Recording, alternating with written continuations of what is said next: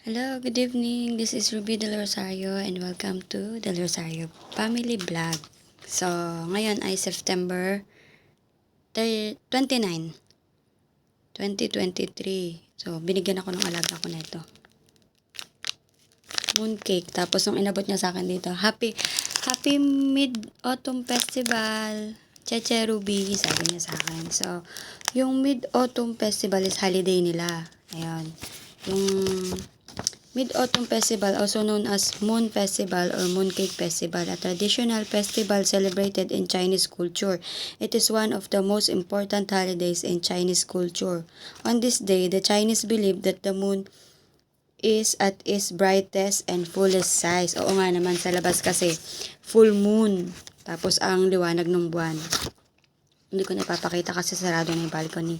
They light up lanterns. May dala yung alaga ko kanina na lantern niya.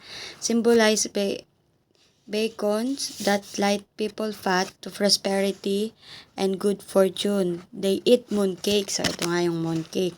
Which pastry typically filled with sweet bean, egg yolk. Ito, ang laman daw nito is egg yolk. Ang tawag niya dito is lava cake. Lava mooncake. May egg yolk, may meat, or lotus seed face. Tapos, the Mid-Autumn Festival is based on the legend of Chang'e. O, kilala si Chang'e. O, yung mga nag-ML.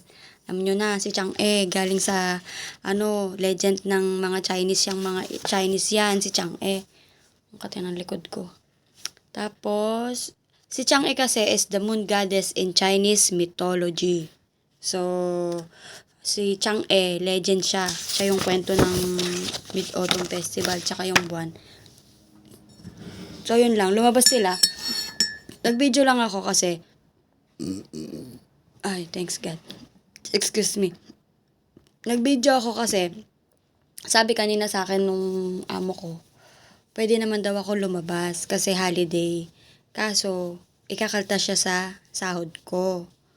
Sa bale, Friday, Saturday, tapos yung Sunday. 3 araw yung holiday. Hindi ko alam kung ano bukas. Tapos sa October 1 kasi, parang pinaka-national day ng Hong Kong, ganun. Kakaltasan yung sahod ko pag lumabas ako kasi hindi pa daw ako dun sa statutory. May statutory holiday sila. Pero magiging lang ako doon kapag ka naka 3 months na ako. So, yung mga, yung mga naka 3 months nang mahigit. So, swerte nila kasi kung hindi man sila lalabas at magtatrabaho sila, ibig sabihin, double pay sila. Yung araw nila, hindi ko alam kung ganun. Parang ganun ata kasi babayaran ng katumbas na, or kahit lumabas sila, may bayad, parang ganun. Hindi ko alam. Correct me if I'm wrong kung ganun. Kung double pay ba or mag-holiday ka, lalabas ka. Tawag kasi ng holiday dito, katumbas ng parang day off, lalabas ka, ganun. Hindi ka magtatrabaho. Yung kung mag-holiday ka, may bayad pa rin, ganun. Hindi ko alam kung kasi binigyan pa lang ako ng kopya. So, hindi ko pa siya napag-aaralan kung ano yung statutory, mga statutory holiday na yon. Pero yun, galing yun sa agency. So, yun lang. Nag-video lang ako para doon. Nasatuwa ako dito sa mooncake. Bali, 2 to. Nakain ko na yung isa. Masarap siya. Nakain ko na yung isa na binigay sa akin. 2 yan na binigay sa akin. So, lumabas sila kasi may get together daw sila sa family. Pupunta muna sila sa mama and yeye, sa nanay at tatay ng lalaki. Tapos mamaya kay Kongkong and Popo. Doon naman sa nanay at tatay ng babae. Tapos sa mga friends nila.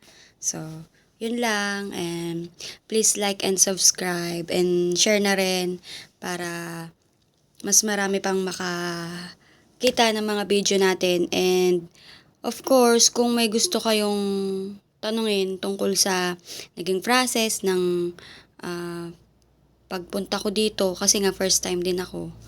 So, kung merong mga gustong magtanong, willing naman akong sumagot ng mga tanong nyo. So, yun lang. Bye-bye! Thank you for watching!